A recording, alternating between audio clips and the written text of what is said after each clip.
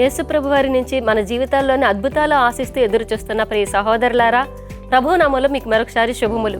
అద్భుతాలు మాత్రమే కాదండి, అందులోంచి ఆధ్యాత్మిక పాఠాలు మనకెన్నో దేవుడిస్తున్నాడు. మనం మార్కు సువార్తని ఈ త్రైమాసికంలో చదువుకుంటున్నాం కదా. ఈరోజు 5వ పాఠంకి వచ్చాం, నది చుట్టూ అద్భుతాలు. ఎక్కడ నదిలో ఏ అద్భుతాలు జరిగాయి, అవి మనకెందుకు అని అనుకోవక్కర్లేదు కదా. మనం తెలుసుకోవాల్సిన పాఠాలు మన కోసమే అందులో ఉన్నాయి. మనం సిద్ధంగా ఉన్నట్లయితే పాఠంలోకి వెళ్దామా మరి? నమస్కారం డాక్టర్ విల్సన్ గారు. నమస్కారం పాస్టర్ శ్యామరాజు గారు. నమస్కారం. మనం మార్కు సువార్త నేర్చుకుంటున్నాం ఈ ధారావాహికలో. డాక్టర్ గారు, ఈరోజు నది చుట్టూ అద్భుతాలు అన్నారు. ఈ పాఠం గురించి కొంచెం పరిచయం చెప్పండి మాకు. మనం మార్కు సువార్తలో ఉన్నాము. ఇది 3వ భాగం, అంటే 4 అధ్యాయాల నుంచి 6 అధ్యాయాలు, 4, 5, 6 ఈ 3 అధ్యాయాలు గలిలయ సముద్రం చుట్టూరు. సముద్రం అంటారు, లేకు అంటారు దీన్ని. ఎందుకంటే ఇది చాలా చిన్నది, 13 మైళ్ళు పొడవు, 8 మైళ్ళు వెడల్పు, అంతే. దీన్ని సముద్రం అంటారు ఎందుకంటే ఆ ప్రాంతంలో సముద్రం లేదు కాబట్టి, మంచినీటి సముద్రం. సో అది ఒక్కటి పెద్ద గొప్పగా దాన్ని ఎంచేవాళ్ళు కాబట్టి సముద్రం అన్నారు. యేసుప్రభు దాని చుట్టూరేనే చాలా వరకు సేవ చేశారు. ఆ సముద్రంలో చాలా రకరకాల మంచి చేపలు దొరుకుతాయి. టూరిస్టులు అక్కడికి వెళ్ళిన వాళ్ళు చాలా చెరిష్ చేస్తూ ఆ చేప తింటూ ఉంటారు, పేతుర్ని జ్ఞాపకం చేసుకొని. ఇది చాలా విచిత్రమైనది. సో ఈ నది చుట్టూరు కొన్ని కార్యాలు జరిగాయి. మార్కు 4వ అధ్యాయంలో, 5వ అధ్యాయంలో, 6వ అధ్యాయంలో జరిగిన కార్యాలన్నీ కూడా మనం చూడగలం. మొట్టమొదటి యేసుప్రభు వారు మిషనరీ యాక్టివిటీ, ఆయన ఏం చేశాడు అన్నది అక్కడ దేవుడు ఆ నీటి దగ్గర నడిచి వెళుతూ ఏమేం చేశాడు. మొట్టమొదటి మనం చూసినట్లయితే హీల్ ద డెమానిక్, అంటే దెయ్యం పట్టిన వాడిని బాగు చేశాడు. హీల్ ద ఉమెన్, స్త్రీ బాగోకపోతే ఆమె బాగు చేసినాడు. Simple touch of the cloth. Raise the dead, చనిపోయిన యవనరాల్ని లేపాడు. Preach to the home town, ఆయన సొంత ఊర్లో వాక్యం బోధించాడు.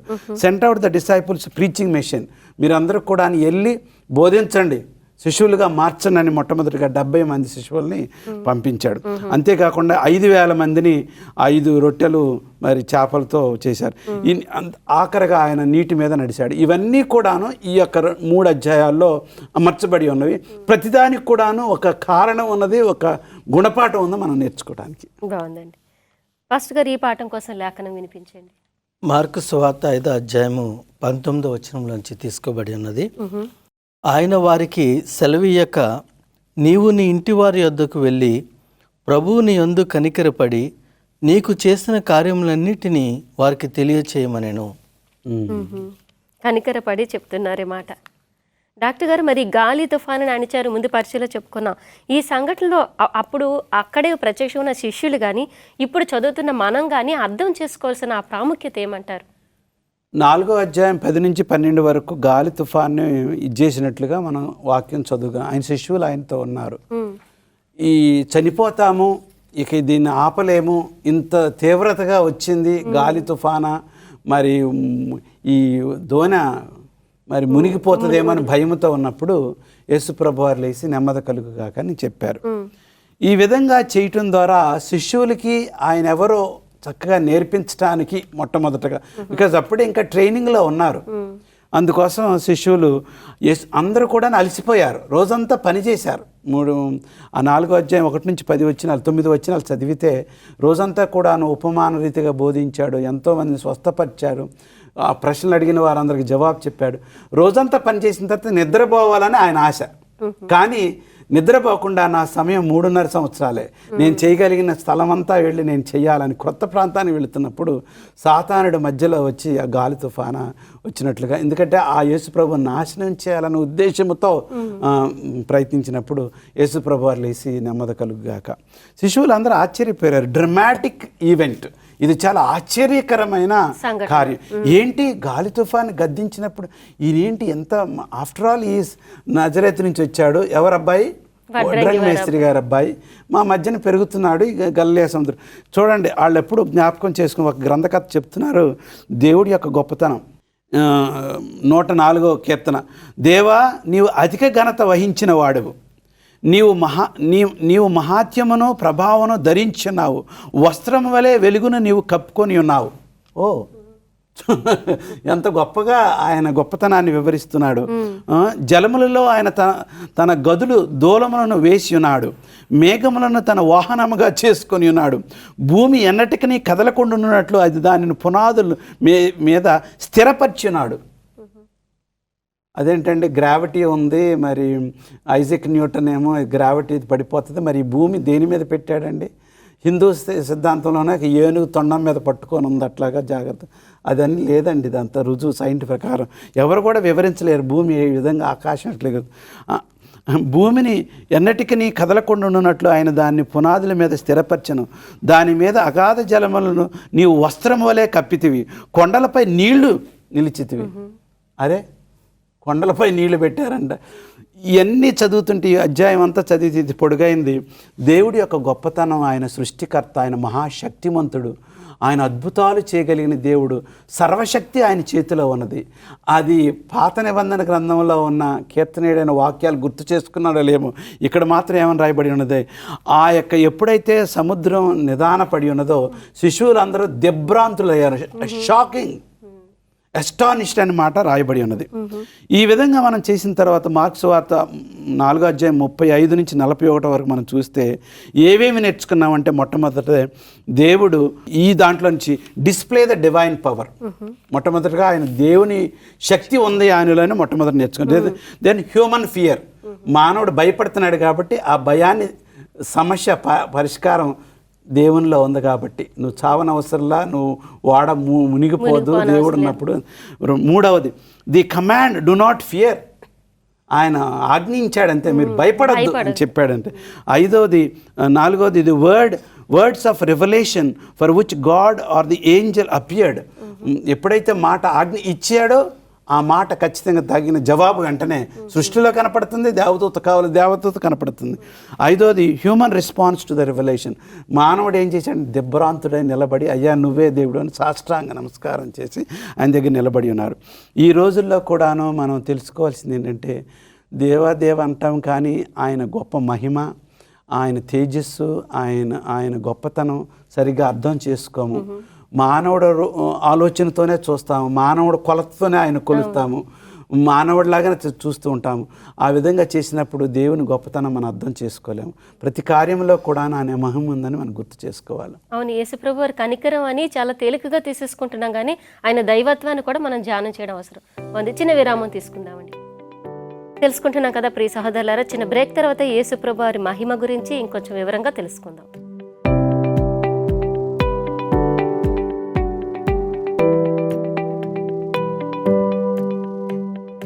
నది చుట్టూ అద్భుతాల గురించి చదువుకుంటున్నాం కదండి, ఇంకొంచెం విందాం ఏమున్నాయో.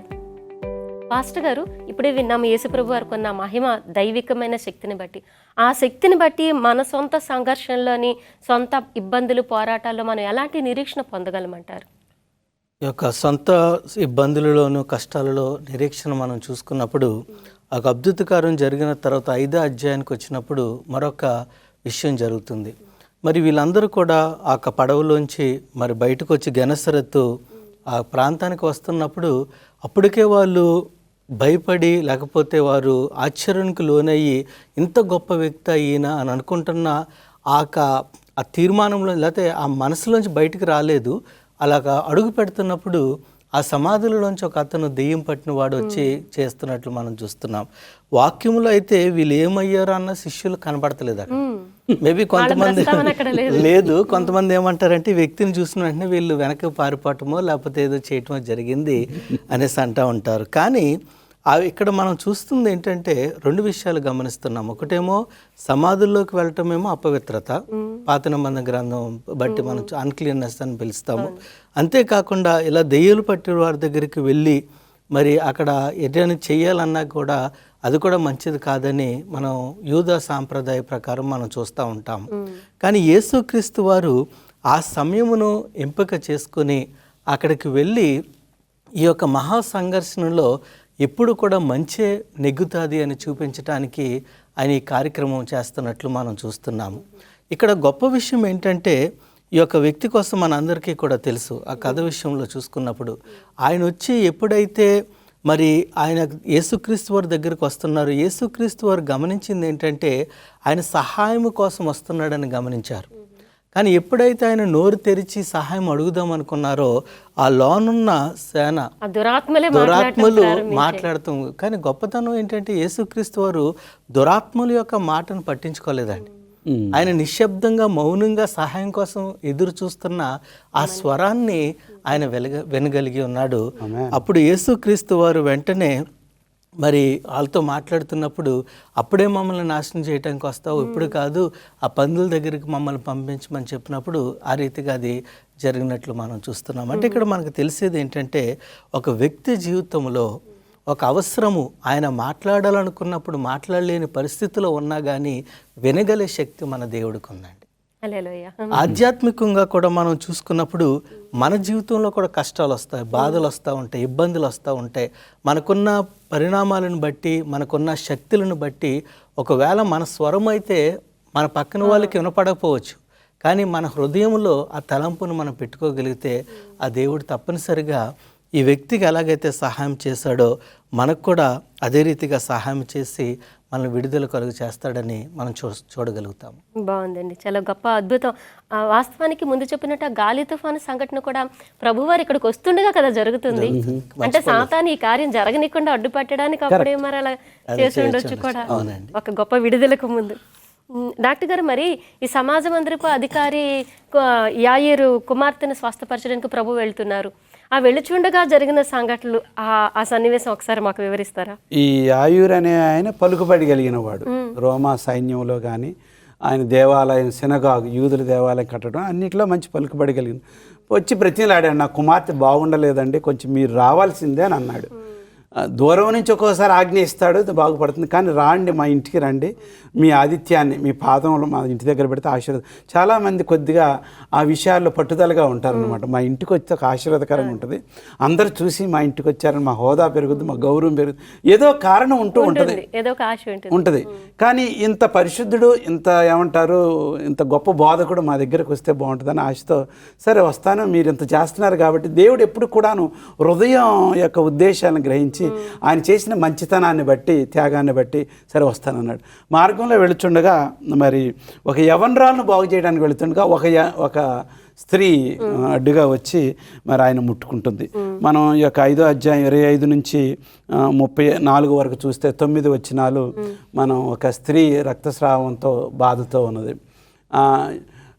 యూదుల యొక్క ఆచార పద్ధతుల ప్రకారం ఆమె అపవిత్రం, నలుగురిలోకి రాకూడదు, మరి ఎవరు సహాయం చేసేవాళ్ళు లేరు, మరి ఊరికి దూరంగా జీవించాలి, మరి రోతగా ఉండొచ్చు. ఆ రోజుల్లో పరిస్థితులు ఎట్లా ఉన్నాయో, కానీ ఎన్ని ప్రయత్నాలు చేసినా ఎక్కడ కూడా ఆమెకి ఏమాత్రం లేదు. కాబట్టి యేసుప్రభు వస్తున్నారన్న విషయాన్ని విని ఆ వచ్చే మార్గంలో అడ్డుగా నిలబడి, మనుషులు నన్ను తిట్టని, కొట్టని, త్రొక్కేని ఏమన్నా కానీ ఆ జనసమూహాలు అడ్డుగా వెళ్ళి ఆయన కనీసం వస్త్రం మాత్రం ముట్టుకుంటాను, అందరి వలె ఆయన ఆపు చేసి మాట్లాడి ఆయన దగ్గర దీవెనలు పొంది ఆయన ముట్టి నన్ను బాగు చేసి అంత టైం, నాకు అంత అర్హత కూడా లేదు, చేయనివ్వరు మనుషులు, కనీసం నేను ముట్టుకుంటానని వెళ్ళి ముట్టుకున్నట్లుగా మనం చూస్తాం.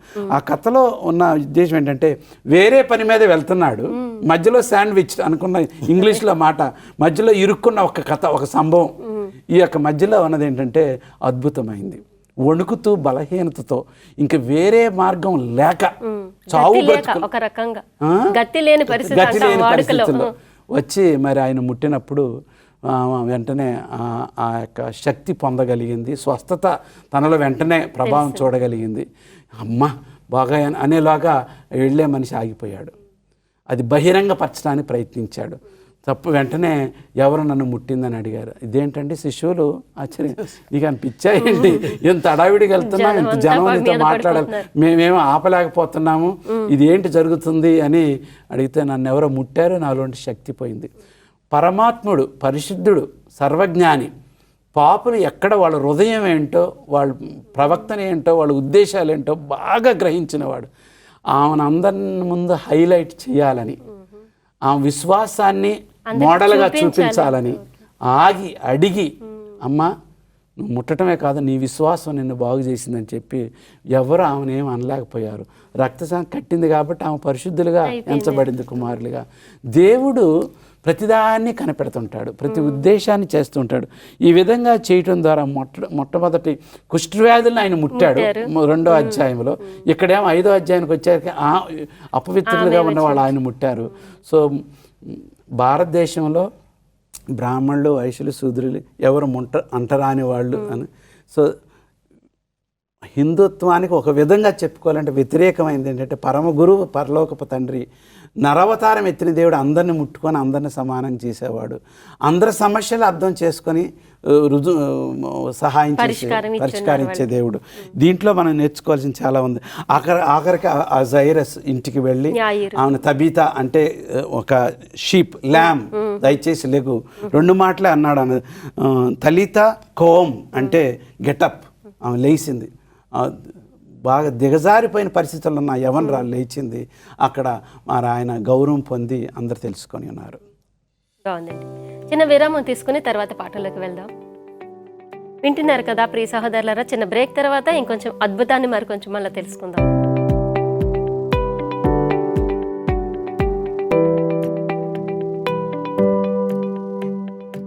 నది చుట్టూ అద్భుతాలు అనే పాట మనం తెలుసుకుంటున్నాం కదా, ఇంకొంచెం విందాం ఏమున్నాయో. పాస్టర్ గారు, ఇక్కడ మనం యేసుప్రభు వారి గురించి గమనించినప్పుడు అనేక మంది వారిని కూడా తిరస్కరించారు కదా. మనం ఎవరిమైనా సరే యేసుక్రీస్తు వారి వల్లే తిరస్కరణకు గురైనప్పుడు మరలా సువార్త దగ్గరికి వాళ్ళని నడిపించడానికి ఎలాంటి మెట్లు మనం అనుసరించాలంటారు? యేసుక్రీస్తు వారి విషయంలో మనం చూసుకున్నప్పుడు ఈ యొక్క మార్కు సువార్త 6వ అధ్యాయము 1వ వచనం నుంచి 6వ వచనంలో వరకు చూసుకున్నప్పుడు ఆయన వెళ్ళిన సొంత గ్రామంలో ఆయనను తిరస్కరించి ఆయనను రాకుండా చేసినట్టు చూస్తున్నాము.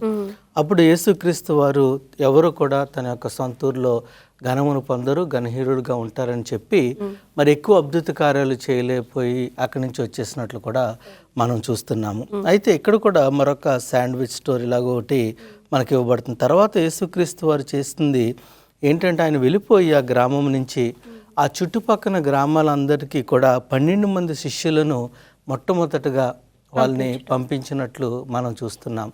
ఈ మొట్టమొదటిగా పంపించినప్పుడు మీరు వెళ్ళి వారి దగ్గర సహాయం పొంది బ్రతకమని చెప్పాడు. ఏమి తీసుకోవద్దని చెప్పలే.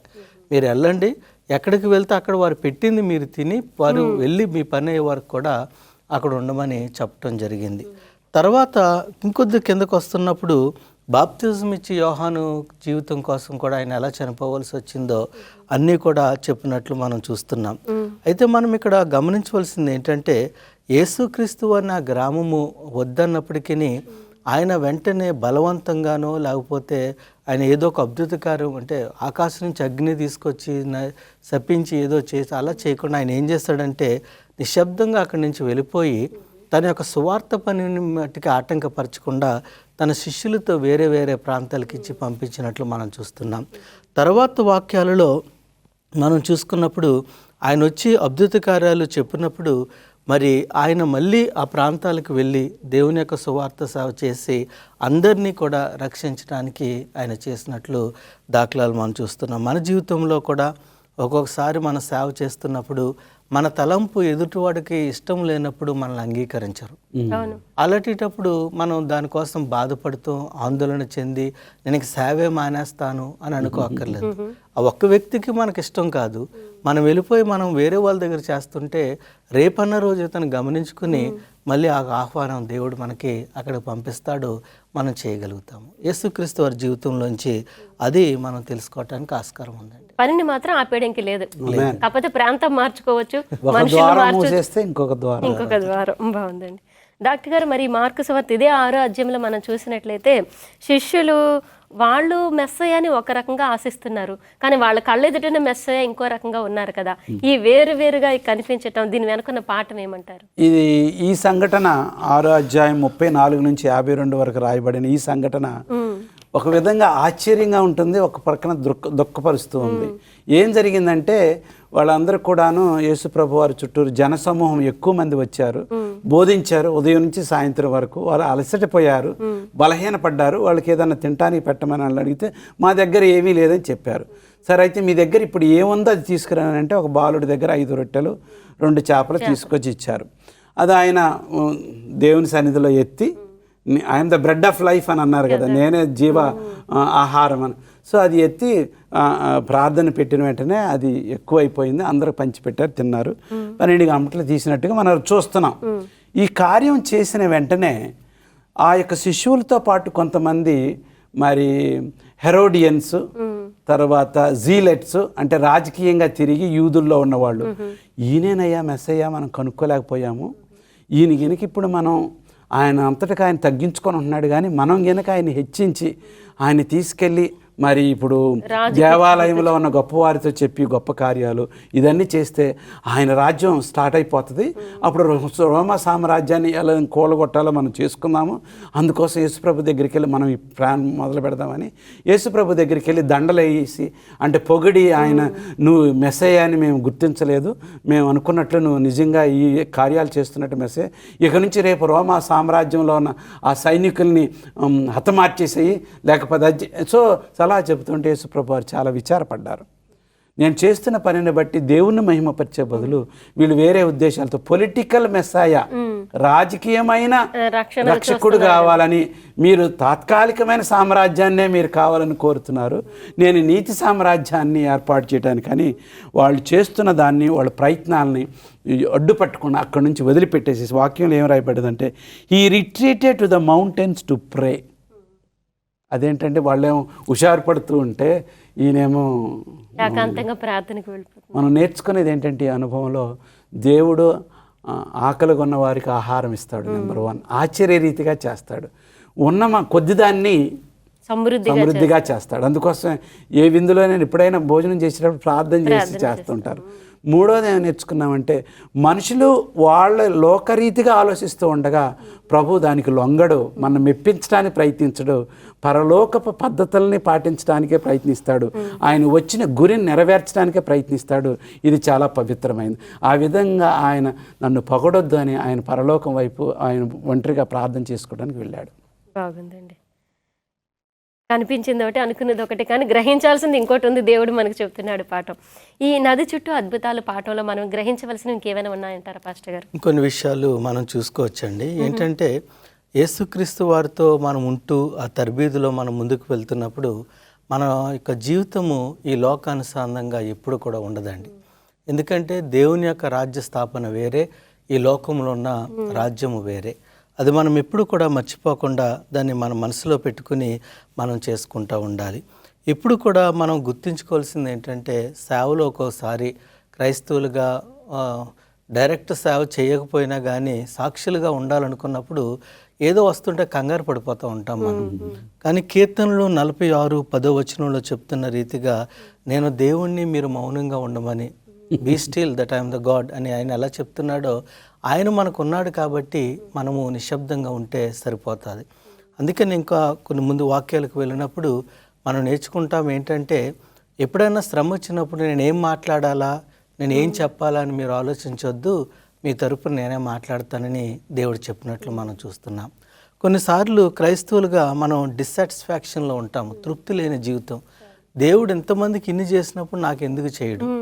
ఇజ్రాయేల్ ప్రజలు కూడా ఇందాక మరి పాస్టర్ గారు చెప్తున్న రీతిగా అక్కడ జరుగుతున్న అద్భుత కార్యాలు బట్టి ఇన్ని చేసినప్పుడు ఆయన రోమోలను కొట్టలేడా, మనము బలపరిస్తే ఆయన కొట్టగలుగుతాడు కదా అన్న ఒక దృక్పథంలోకి వారు వెళ్ళిపోయినట్లు మనం చూస్తున్నాం. మనం కూడా ఎన్నో అద్భుత కార్యాలు వాగ్దానాలు చూసి అక్కడక్కడ జరుగుతున్నప్పుడు నాకెందుకు జరగట్లేదు అని నిరుత్సాహపడుతూ ఉంటాము. లేకపోతే దేవుని యొక్క అద్భుత కార్య శక్తిని వేరే రీతిగా తీసుకెళ్ళటానికి మనం ప్రయత్నం చేస్తాము, ఆశిస్తాం కూడా, ఆశించి నిరుత్సాహం పొందుతూ ఉంటాము. అలా చేయొద్దని ఈరోజు పాఠం నుంచి మనం చూడగలుగుతున్నాం. బాగుందండి. ప్రేక్షకులు ఈ విషయాన్ని గ్రహించలాగా దీవించండి డాక్టర్ గారు. ఘనమైన దేవ, మహాపరిశుద్ధుడా, మా కొరకు మెస్సయ్యగా మానవతారం ఎత్తి ఉన్నారు. ప్రభువా, మీరు మా కొరకు మరణించక ముందు ఆ 3.5 సంవత్సరాలు అద్భుతమైన వాక్యాలు, అద్భుతమైన కార్యాలు, అద్భుతమైన పరలోకపు రహస్యాలు మాకు నేర్పించినారు. మీరు గొప్ప దేవుడు ప్రభువా. ఆ గొప్పతనాన్ని నిన్ను మహిమపరుస్తూ నీ నిజమైన దేవుడని తెలుసుకొని లోకరీతైన రాజ్యం మాకు వద్దు ప్రభువా, పరలోక శాశ్వతమైన రాజ్యము, పాపము లేని రాజ్యంలో మేము ఉండాలని కోరుకొనుచున్నాము. మా ప్రేక్షకులందరినీ మా కార్యక్రమాన్ని దీవించమని క్రీస్తుపేట ప్రార్థన చేసుకుంటున్నాము తండ్రి. ఆమేన్. చాలా విలువైన పాఠం అండి. క్రీస్తు వారి హృదయము, ఉద్దేశం ఏంటో చాలా వివరంగా చెప్పారు. ధన్యవాదాలు. తెలుసుకున్నాం కదా ప్రియ సహోదరులారా, నది చుట్టూ ఉపమానాలు. అంతేకాదండి, లోపల నుంచి బయటకు వచ్చేది ఏమిటో అది కూడా దేవుడు అడుగుతున్నాడు. అది తెలియాలంటే వచ్చే పాఠంలో కలుసుకోవాల్సిందే. అంతవరకు క్రీస్తు వాక్యం మీలో సమృద్ధిగా ఫలించునుగాక.